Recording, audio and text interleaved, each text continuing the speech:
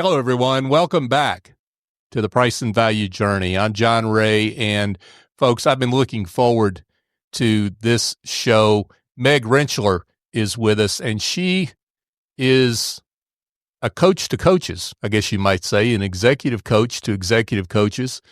She brings a rare blend of deep listening, practical insight, and real-world coaching savvy to that work. She spent years as a licensed therapist before making the bold leap into executive coaching. And as time went on, she didn't just dip her toe in. She let her license lapse and burned the boats, you might say. Hey, we're going to talk about that and how she made that decision. And she built a thriving coaching business from the ground up. She's now a faculty member in the executive coaching program at the University of Texas at Dallas. In Texas, that's UT Dallas. The host of the long-running Star Coach Show podcast. Her dedication to that work has been fabulous. And she's a mentor to coaches that are navigating their own path to business success. Meg Rentschler, welcome. John, thanks for having me. I'm delighted to spend this morning with you. It's actually rainy here in Texas today, so you're my ray of sunshine. Oh, look at you. I like the way you did that. Let's get to you and your work. First of all, what did I miss in the introduction of you?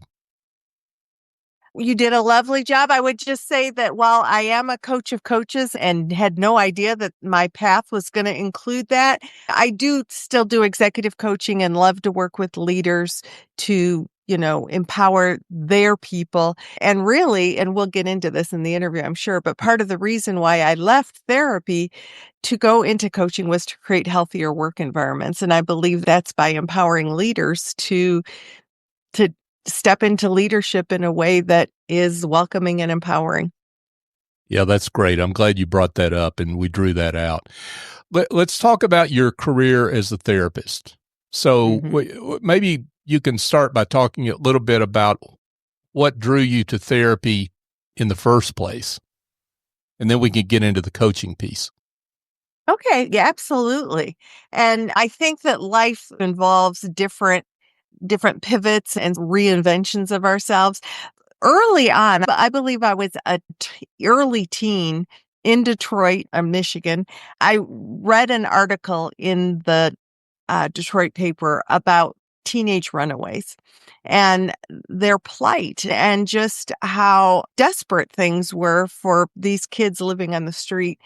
And I just thought, that's just not okay. I was blessed and so fortunate to grow up in a large, loving family, and just thought how it just blew my mind. And I thought, I'm going to work with kids in trouble. And you figure out what is it, how is it that I'm going to do that? And I ended up getting a master's of social work from the University of Michigan and working in community mental health in Detroit, Michigan.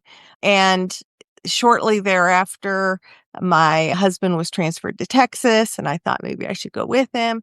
So we came to Texas, and I worked actually in a psychiatric hospital for adolescents, running a program for the adolescent psychiatric program with those teens that were really struggling. And so over that process of being a therapist and working with families and children, it evolved over time.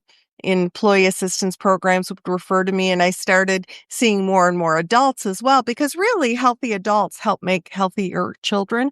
And through that period, John, what I was seeing, because I was a therapist for over 20 years, began to see more and more clients coming to my office for therapy that were coming to therapy because their work environments were so unhealthy. They were either being asked to lead, but they were not really given the tools to lead. They were just like, you're a great individual performer, so let's promote you. And now you've got people to lead. So that anxiety about how do I lead well if I'm not given those tools?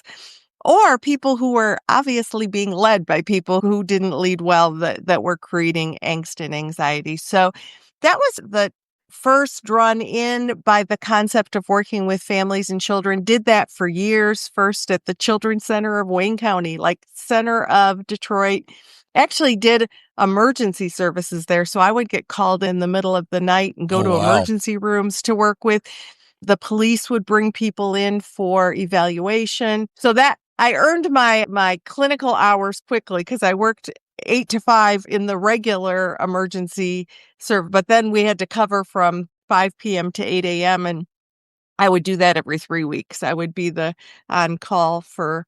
So that was a lot of intensity, but really doing what I wanted to do and feeling like I was making an impact, and that was important. Yeah, absolutely. So when did coaching first come on your radar screen?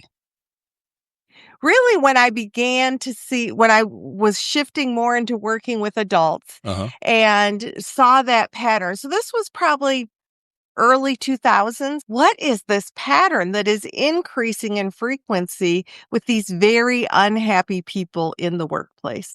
Very unhappy people who were having high anxiety, depressive symptoms, lots of adjustment reactions to the situations in their lives. And very truthfully, John, I think we need to pay attention to what's happening to my energy as a service provider. What's happening? Am I feeling like I'm reactive? Am I feeling like I'm having the impact that I want to have? And I began to feel like, what could I do differently that might be more proactive rather than reactive? And that's when I explored, learned more about executive coaching and thought, what if I could receive the training, grow the muscles, go into organizations, work with leaders to create a change and a healthier environment in the workplace? Then maybe it's just approaching this from a different angle. So I got my training at the University of Texas at Dallas in their executive coaching program. And at that time was doing both therapy and coaching.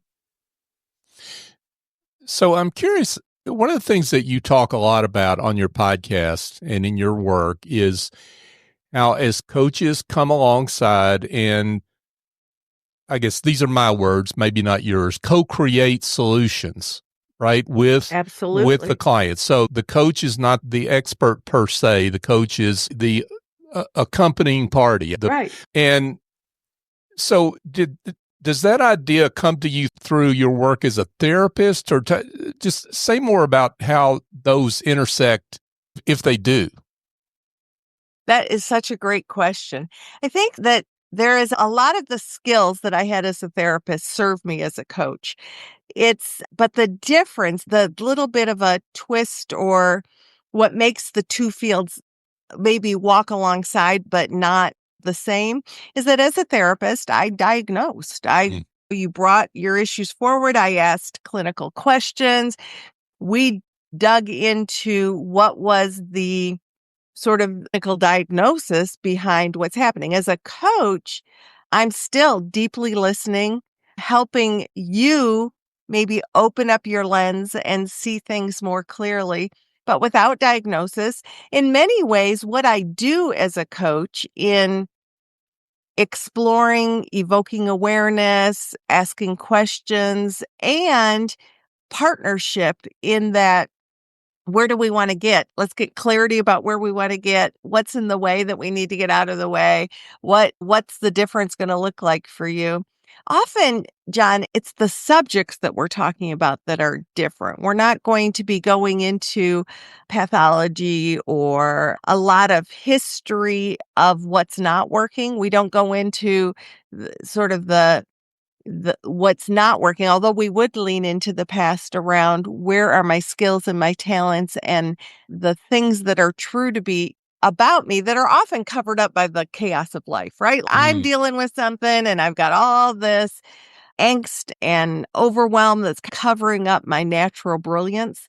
And it's hard to uncover that on our own when we're dealing with the stuff that's creating that. So when we have somebody to partner with us to say, okay, let's begin to move some of the fog and the cumbersomeness like out of the way and begin to tap back into what you already know to be true, but you've forgotten that you know that to be true because you're dealing with whatever the crisis du jour is.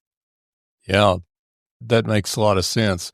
So you went along as, I guess, moonlighting as a coach in a Kind of building the yeah. coaching business at the same time I was serving my therapy clients. Yeah. There you go. And so over time, that mix shifted. You got to a point where you decided you were going to go full time into coaching. Did you intend to go in that direction at some point when you got into coaching originally? Or did just the coaching kind of pull you in, as it were, and that's really wasn't part of the original plan? That's a great question. Now, I really believe that that at some point, probably, I don't know if it's when I was first searching for what else I wanted to train in and do, but it certainly became very much a part of my plan that I would be full-time coach and not doing therapy anymore.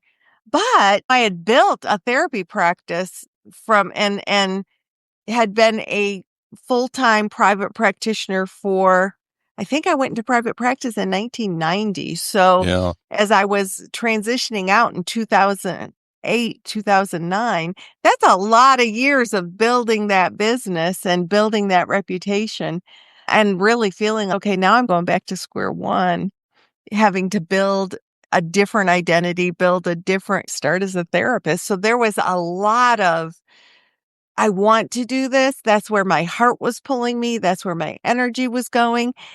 And big gulp moment, right? Oh, yeah, absolutely.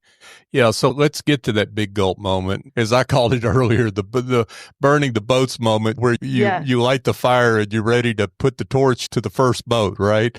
So here's what, as I think about this situation that you were in, I think about, of course, the whole notion of you're not only giving up that practice, but you're giving up really a piece of your identity because you were in that for so long, and that had to be quite a shift for you, not just in terms of what you were going to, but what you were closing the door on. Because Right. as we talked about during our call before this show, that you obviously had a license as a therapist that you had to maintain. And so there was an actual tangible act there of not renewing that license. And that was really the moment, right? Actually, the moment happened before then. So Oh, to me, the burning the boats moment happened when it was just reinforced when I gave up my license. But yeah. what happened when part of, and back if we think about this is the 90s and the early 2000s, at that time, if you weren't on the managed care panels for all the insurance companies, you probably weren't doing well. So it took a lot of heavy lifting to get on all those panels. I was probably on 25 different insurance panels that I had, and you have to maintain all of those. But that was, are you a provider for X, Y, and Z? Yes, I was pretty much a provider for all the major insurance companies.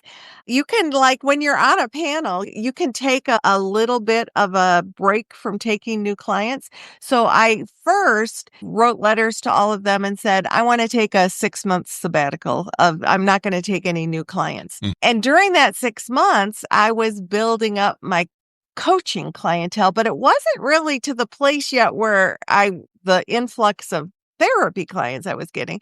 But if I was going to make room for something new, I couldn't keep filling it with the old. So I had to make a decision to get off of all of those insurance panels. And that was a major big gulp moment, like writing letters and saying, remove me from your provider list, because I knew the work that I had done to get onto all those provider lists. And you can't just say, oh, never mind, I changed my mind. Can I get back on again?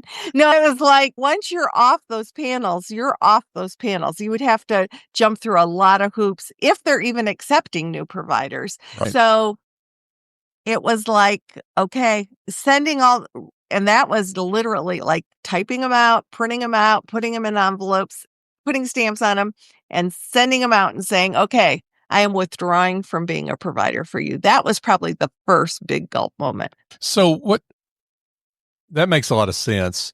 There's also the heart piece of this, you got into therapy for heart reasons, and you had to leave that behind. Describe those emotions. Yeah. I think I wouldn't have been able to do that, John, if I didn't believe that my heart was going to be fulfilled through this new desire. So if in fact I were leaving to do something that was not at all service focused, or I think that's just a need that I seem to have. It's part of my tapestry that I like to serve. I like to help people to affect positive change in their life. So if all of a sudden I was going to, I don't know, start underwater basket weaving or something instead, something that like I didn't have connection, that might have been an issue. But there was also letting people know that no, I'm not. So I had to connect my therapy clients with other therapists, those that I tried to give that runway, but sometimes people need continued services. I was also moving the city that I was doing. So I had been in one part of Texas and I was moving to another, a more business districts, out of a hospital district into a business district in a whole nother city. So I think there was that heart clutch of people that I worked with that I really cared about. Some followed me to the new city, and at this point, I still had my therapy license. I was still doing therapy. So I do feel like my heart, service muscle was still being fed by coaching, but I think it was just letting people go, like the feeling, making certain that I wasn't abandoning people. And that was important to me. So you made the switch to full-time coaching. Talk about the toughest piece of that from a business point of view, and just the business skills that you had to learn, what you wish you could have done differently as you look back on it, what held you back inadvertently. Talk about some of those lessons. Yeah, it's all about the stories we tell ourselves. So at first, making that transition, you had mentioned this earlier, my identity had been that I was a psychotherapist. I had been a psychotherapist for a long time. So one of the lessons learned then, that as I look back now, I think, oh, Meg, it was the clarity about what I was doing as a coach. So even right now, this is now 15, 16 years later. Coaching each year, I think it's close. People get more familiar with coaching outside of an athletic realm, what coaching is. But back then, it felt like such a heavy lift to describe what I was doing as a coach. I remember clearly if I was at a party or a social gathering or something, because I didn't really have that value proposition clarity yet, I would often, you meet somebody and they're like, oh, what do you do? I'm a therapist. It was just easier. People know what a therapist is, right? Oh, so she's a therapist. Now, sometimes when you tell people you're a therapist at a party, you get all sorts of people's issues presented to you. But Right. I realized that, Meg, you've got to get really clear about what it is that you do and be able to say it clearly and concisely, because people would be like, oh, is that life coach thing? Or is that, who are you coaching? What sport are you coaching? So it's get clear. If we're going to do a transition, if you're going to put your shingle out as somebody else or build your identity doing something else, you got to be really clear about what it is that is, saying it in such a way that you're not ad nauseum glazing people's eyes over, but that you're saying, I'm working with leaders now to empower their people and to really create healthier work environments. But instead, I'd be like, yeah, I'm a therapist. So that really kept, if you're trying to rebrand yourself and re-identify yourself, don't fall back on what's easy to talk about, because that was really not what my identity was anymore. But I did go through that period for a little bit about, depending upon my energy level and where I was at, I would encourage everybody who's making a transition to think about, what's your new identity?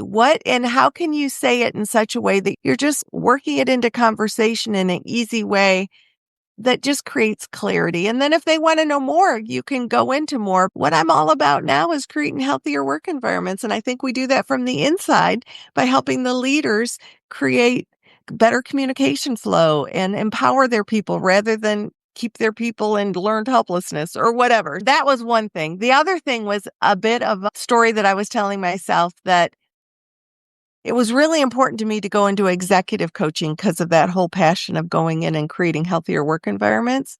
Mm. But I told myself, leaders want former leaders in organizations to be their coach. They don't want to be a former therapist to be their coach. So that was a story that kind of got me wrapped around the axle, right? If I believe that to be true, then my differentiator, the thing that made me uniquely qualified to work with some people, I was covering up. I was all about, I'm an executive coach and but the whole tapestry, I wasn't showing the whole tapestry of who I was. And really what I learned over time was it was my differentiator that certain people wanted to work with. That there were certain like referrals that other coaches would make to me. I think this is a person that needs to work with you versus work with me. And as I began to get results with people, and that's the other key thing, I think that when we're bridging between things, it's like we keep it like, "Oh, those are results that I got when I was a therapist. These are the results I get." A lot of those conversations, a lot of the partnership, it was the results that we focus on, not so much the hat we were wearing at the time to get those results. Right. So it was getting all my own fog out of the way, all the stuff, going back to what we do with our clients. We help them get the garbage that they're putting on top of things out of the way so that they get down to what their talents and their skills are. I needed to do that for myself. The mindsets that hold us back. Oh my goodness, they are so powerful. And you know what, ladies and gentlemen, it's all made up. It's all made up. Yeah. Everything is made. So it's like, what can you tap into? What can you ground into that's actually a pillar rather than all the stuff that's made up? Yeah, wow, such great advice. Now, let's talk about what's the commonality in your story versus the new coaches that you see and where they get stuck? Or are there other areas that maybe you ought to put your finger on at this point in the conversation, areas of where coaches get stuck in the ditch, as it were? Yeah, I think that. Yeah, Go ahead. Go ahead. No, I was just going to ask, is it around positioning like that, or are there some other issues as well? I really think it is going back to the stories we tell ourselves. I have the honor of training over 100 coaches a year who are coming into either UTD or another program that I work in. But this is the deal. I don't know anybody who just hatches from the egg yesterday and goes into coaching today. They have walked a path. They have life experience. They have professional experience. They were drawn to coaching for a reason.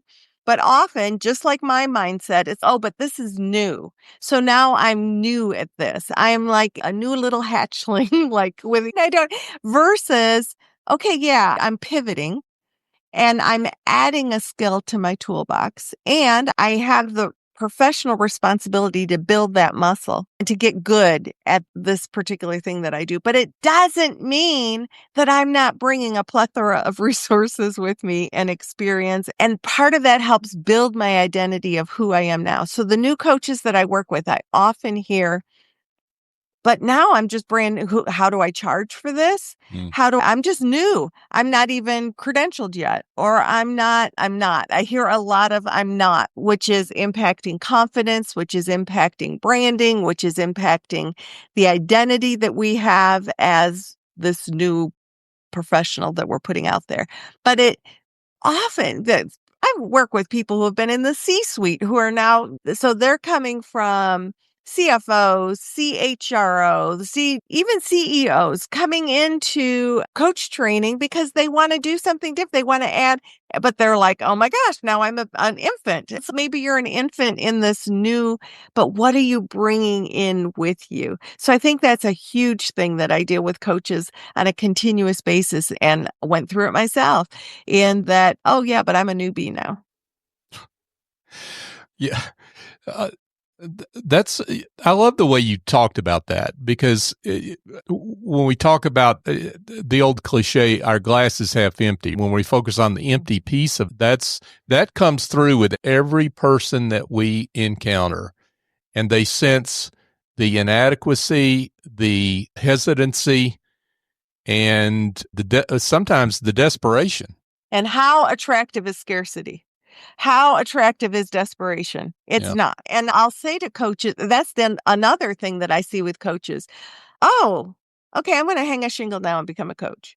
So I'm going to quit whatever I'm doing and I'm just going to go. It's like, where's your runway? What are you doing to give yourself either? Sometimes people have been laid off or a job has been eliminated. So they've decided I'm going to go into business for myself. But even with that, what's your source of income while you are building this new avenue? Because even though we're coming in with experience and we are built, that's how come I did therapy for a while, ramped down my therapy while I was ramping up my coaching so that I had income because I truly believe in anybody, whether you're a coach or a business or whatever you're doing, if you are attached to the outcome, if every conversation you have with a potential customer is based upon neediness and desperation, you will not be attractive. It's who is attracted to that and what this other person needs, desires, how you could potentially bring value to that person. And just be curious and engaging and open. And I will tell you very honestly, every potential conversation or every conversation I have with a potential client, I am completely unattached to whether they choose me or not. I'm like, you know what? You need to work with the person that is the right person for you. So here's what do you need? What is it that you're looking for? What is it that the difference is that you're going for? What are the different things that you've tried? Like we explore. And then if you were to work with me, this is what we would do. And how does that fit for you? And what would you like to tweak? And then, you know what? Interview some people because coaching is a very relational business. And you need to work with somebody who is the right person for you. And if that's me, awesome. And we're going to and here's some things that I've heard from this conversation that you might want to think about. And if you want to work with somebody else, that's fine too. So I just think that one of the things that I see coaches struggle with right out of the gate, especially if I've just burned all my boats without any new boats in the water, is I really need this client. Yeah. And then that does not create a good attractive magnetic pull. For sure. And you might be taking on a client that is really not a great fit for you.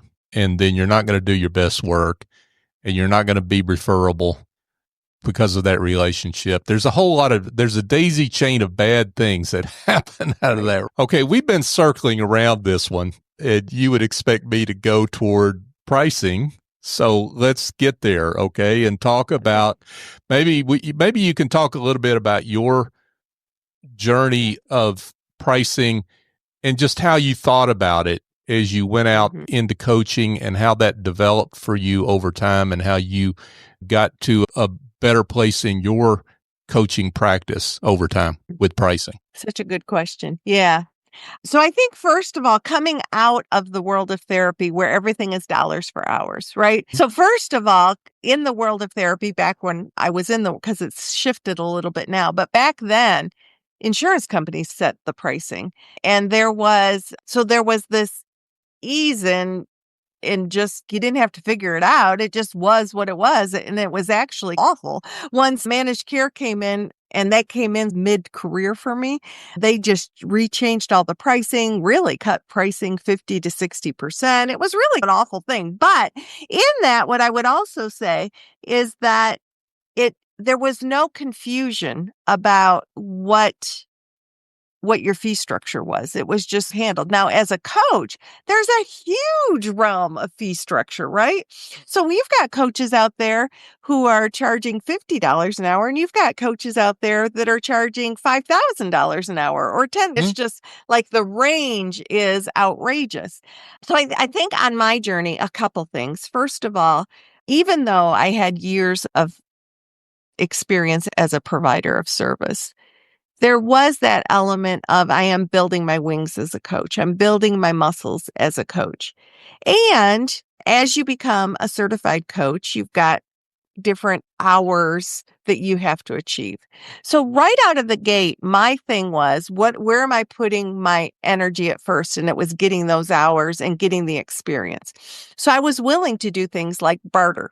I bartered with some small business owners to provide coaching for them, and they provided me their service. And it felt like a great win-win at that time for me. Being able to come in at a little bit of a lower price point to get those paid hours, to get that experience, and to see who do I really want to coach with? Because I had a vision of who I thought I wanted to coach with. And actually, this vision of I want to make healthier work environments, I assumed that I wanted to work with C-suite people. So I did some of that and thought, okay, but what really lit me up was working with the people who were sandwiched, people who were upper to VP level, who are having to manage up, having to manage down, having to manage across. That ended up being my sweet spot, but I wouldn't have known that if I didn't do a lot of different things and come in at different price points. So working with small business owners, got through relationships, brought into some different organizations to work with different people at different levels. And the pricing of that really ended up being that at first, my mindset was dollars for hours because that's what you do as a therapist. Sure. And I began to see is even as a therapist, if you just come in for a one and done, that's usually not a good thing. But in therapy, often people are approved, let's say, for 10 sessions. So it's like the insurance company is setting the package, right? Then I started thinking, wait a minute, let me think about packages rather than dollars for hours, because I want to set my clients up for success. And is one session going to be like, I want my clients to be thinking, what do I want after 6 months? What am I going to invest in myself and the process of change? So in a package, we can include things like some assessments. We can get that conversation either with a sponsor, if somebody's being sponsored. What do you want this person you're investing this person to get to where? And then you bring the client in and discuss that with them as well. Or if somebody is approaching me and doing a chemistry call with me, so I started talking in the way of packages rather than in one-on-one, one session after another. So what do you ultimately want to receive? Maybe we do some EQ work and do an EQ assessment, and we do a leadership assessment, or we do a strengths. What are we going to build into this to help you get to your end result? So instead of just coaching, it becomes, here's the resources I'm going to provide for you. Here's the assessments. Here's the debriefs. If we're working in an organization, here's the alignment meetings we're going to have with your leader and you and me. And so it became, let's build the picture of success and what it looks like to get to that end result. Therefore, as we price in the way of packages rather than in one and done, okay, we're just billing one session. It creates a different mindset for the client, but it also allows you to price upon results instead of upon service. Does that make sense? Oh, absolutely. And because pricing by the hour is pricing an input, right? And that input, you may give someone an insight in just 5 minutes of an hour, just a few minutes of that hour, that is completely revolutionary for them and has tremendous value, but you don't get paid any extra for that. Right. That's the problem. Just one of the problems with hourly pricing. But I won't go down that bunny trail. But I guess the point here, though, is you got to it seems like you made that shift toward talking about outcomes in a very natural way, even though you came out of this hourly pricing mindset. Yeah, and I think it became looking at what are we when we're having that conversation with a potential client, what are they looking for? They and where I see coaches having issue talking about pricing and value is they get into talking about the process. I'm going to be asking you questions and you're going to do it's not what's your value proposition? What is the thing that we're working towards? So I believe that the clearer we can get about the value proposition, the clearer we can get about the result we're working toward, then what you're asking people to invest in is their outcome rather than the process. I don't want the doctor to tell me, I'm going to set your arm and then and then this is the way that I do this. And this is how I learned how to do it. And I don't care. Just fix my arm, make it feel better. It becomes this, okay. And to get that your broken bone healed, this is going to be what you're going to have to pay for that. Not that my clients are broken. I'm not saying at all that my coaching clients are broken, but it's just an analogy. And sure, you want the result. You don't want to know all the ins and outs of it. Now, certainly your clients ultimately want to know the logistics and those kinds of things, but that's not what you lead with. And that's not the attractive pricing part. The other pricing that I just want to real quick is that I found early on to do things in layers. So if we switch from my executive coaching into my coaching of coaches, I find that I tier services for them and so that they can pick where they're at that moment. New coaches right out of the gate might not want to buy a large package with me to build their skills in their business to the place where they might just not be in that place, but they certainly might need community and a place to have a mentor and a place to be challenged to move forward. So they have the membership they could do a really low monthly fee to get all this incredible community, or maybe they're to a place of needing mentoring so they can purchase a 10-hour package with me or or they might do a year long. So it's like, what are you doing to grow that know, like, trust factor, which is why I do the podcast as well. And then invite people in at different tiers. I've often been told, I'd love your feedback on this. We all go to training and we all get told different things by different people. So one guru was like, okay, you always offer packages in 3 levels. Like you do your maybe 3-month package, your 6-month package, and your 9-month package, let's say. Or you do a package where you do 30-minute sessions for X amount, but maybe you extend your whatever. So the basic, and that his thing was people tend to choose the middle package. That's certainly something, but it does go back to packaging, right? And giving options. People like choices. People love choices. No, absolutely. And that's right out of behavioral economics and behavioral psychology, that it's called the centrality preference. People love most people don't want to be thought of as either the cheapskate or they don't want to think they've spent too much. So they'll go for the middle option. So if you just introduce options, and then you will, by definition, improve your price. By definition, you'll improve your pricing if you just introduce options, some good, better, best kind of model. So yeah, I'm totally with you on that.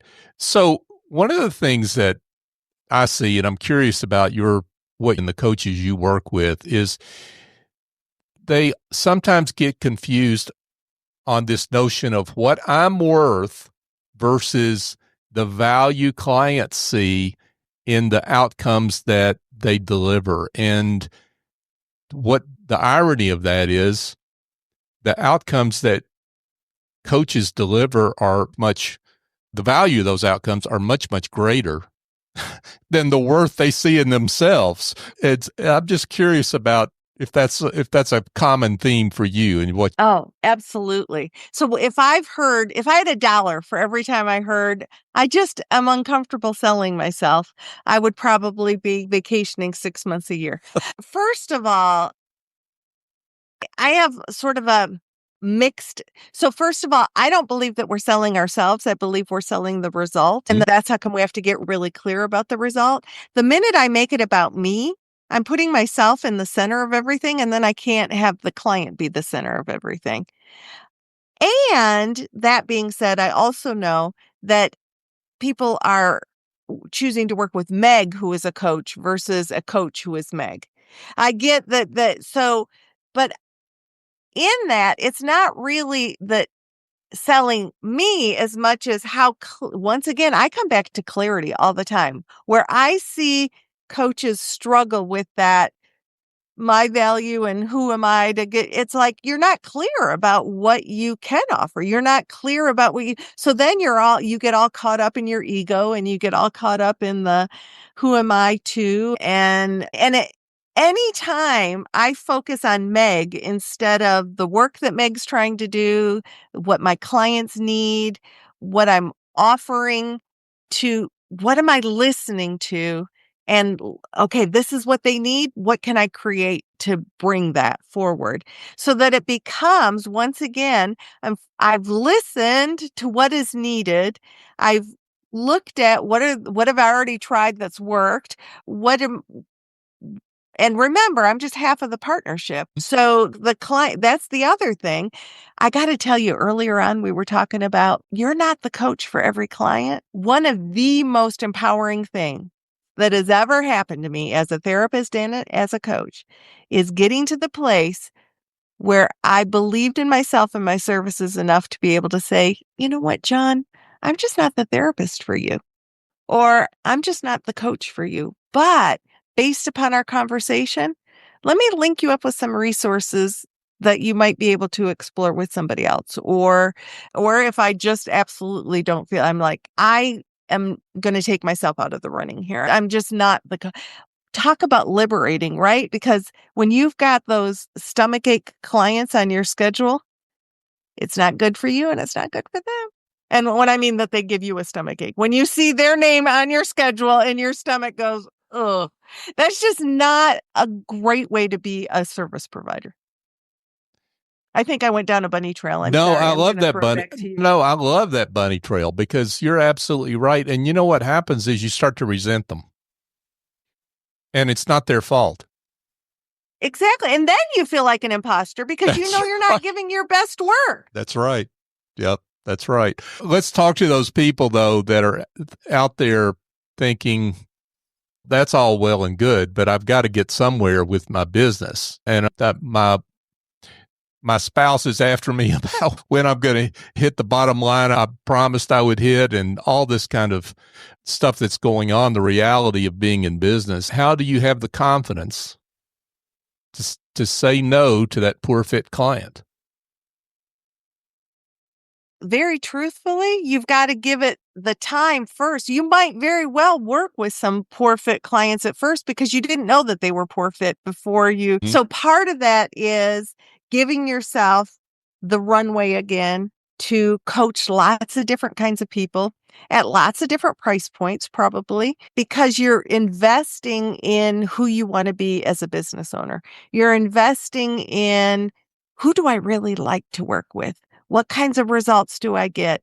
And putting your price out there and then zipping your lip.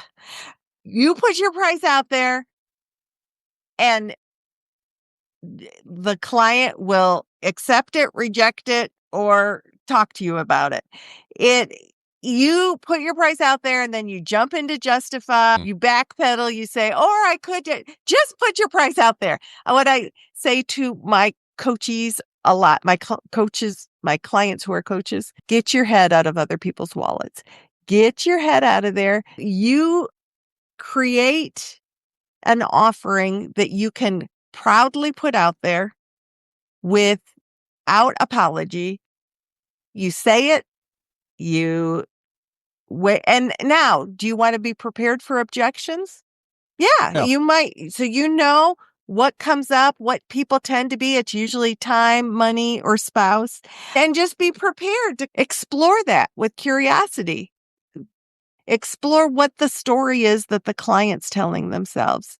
Create some urgency around maybe you've got a not fast track, but basically a fast decision offer. If somebody chooses, I know that people who invest in themselves and are decisive about that tend to do really well. So when I have my initial call and people are willing to just say, yes, I know that this is right for me and I'm going to go for it, I give them a 10% discount because I know that we're going to do such good work together or whatever. There's different things you could potentially say to fast action is what the word was that I was looking for. But in that, going back to you, but I've got to get a client and I've got to do that. Some of that is, gosh, John, there's just this balance. There's this balance between, do you know for sure? Have you given yourself the experience to know? But the other side of that is, I know that this is hard. I know that it's hard when you need that client, but I will tell you, every time I've taken a client that my guts told me not to take, it has cost more in the long run.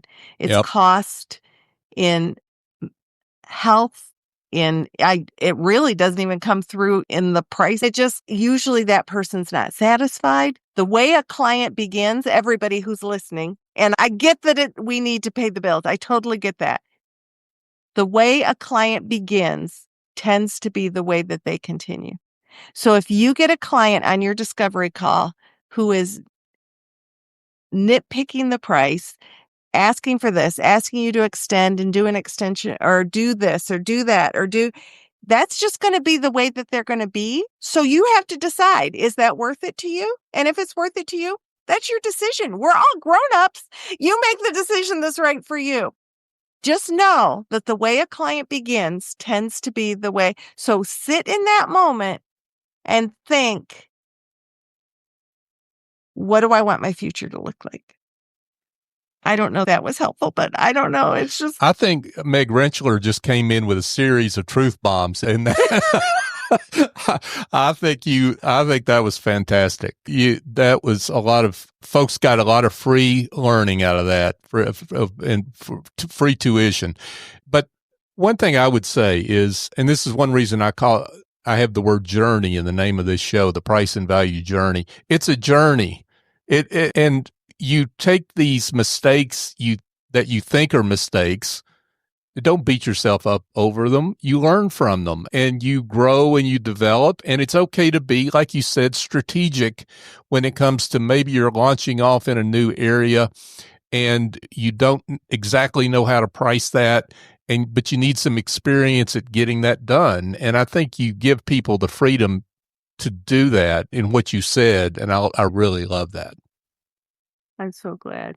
It is a journey. We walk journeys all the time. And those journeys we fall down and we scrape our knees and we don't beat ourselves up over that. We just say, that didn't work. What can I learn as I get up and brush off my knees and readjust? And a lot about pricing and the value you bring is the time and the energy you put in to create that. So what are you doing to even capture your learning? Are you journaling about it? Are you maybe doing a little bit of capturing wisdom each day are you leaving yourself a audio note? What are you doing to learn along the way? Because it's exhausting sometimes to build something new it's exciting, but it can also be like, so what are you doing to really be sure that you're tracking? Because that gets covered up also. And give yourself the gift of your own wisdom through this journey. And folks, when you do that, you have got a marvelous tool to be able to pull all that together. It's called AI. That AI will take all this disparate data that you couldn't really organize that well before and give you commonalities and trends and perspectives on those notes that you made to yourself that you wouldn't have had before. Yeah. Right. Yeah. Awesome. Wow. exhilarated and exhausted because this was such a great conversation, Meg, and I wish we could keep going, but we're coming up on time and we need to let you get on to other things. But wow, what a great conversation. Thank you so much for joining Thank you so much. me. This has been fantastic. But before we let you go, let's get your coordinates out there for folks that want to be in touch, want to learn more about you and your work. Where can they do that? Excellent. Thank you for asking. So first of all, I really invite people to explore the Star Coach Show because it is not just for coaches. It's about if you want to learn about just listening more deeply or how to connect, there's over 400 shows that are about all sorts of different things. So jump on to starcoachshow.com and just explore. You can also connect with me at info@starcoachshow.com. That's INFO. And then I'm on LinkedIn at Meg Rentschler. I'm out there, so I would love to connect with you but really invite you to the show so that you can actually watch us on YouTube at Star Coach Show on YouTube. Yeah, and I endorse Meg's show and what she's done over the years heartily. That's how I first discovered her as well. And you do great work there, Meg. Lots of great guests and lots of fun information. Yeah. So thank you for that. Thank you for that work. And thank you again for coming on. Thank you for having me. Absolutely. Hey folks, just a big thanks to you for listening to this show, The Price and Value Journey. If you found something helpful here, please share the show with those that you know need some of the wisdom that Meg brought to this conversation. And if you have suggestions on topics, guests that you would like us to cover, you can email me, john@johnray.co. And if you are a consultant, coach, in any other kind of expertise service business where you're selling your expertise and you've got issues around understanding client perceived value, your positioning, business development, or pricing, I've written a book just for you, and it's called The Generosity Mindset, A Journey to Business Success by Raising Your Confidence, Value, and Prices. Thank you, Meg. And you can learn more about the book at thegenerositymindset.com. You can buy it not only at the big monstrous mail order place, but you can go to your local bookstore. They can order it for you. Check that book out if you're interested. And again, thanks to Meg Rentschler for coming on The Price and Value Journey. I'm John Ray. Join us again next time.